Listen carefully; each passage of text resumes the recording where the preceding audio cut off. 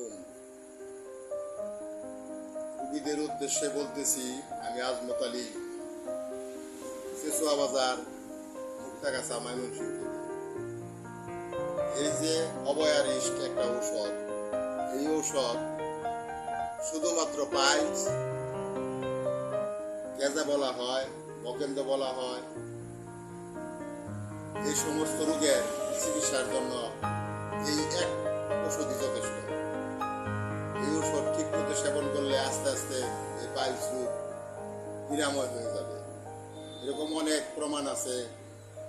আর আপনাদের যদি কারো প্রশ্ন করতে চান, এই স্ক্রিনে নাম্বার দেওয়া আছে, এই স্ক্রিনের নাম্বারে আপনি যোগাযোগ করতে পারবেন।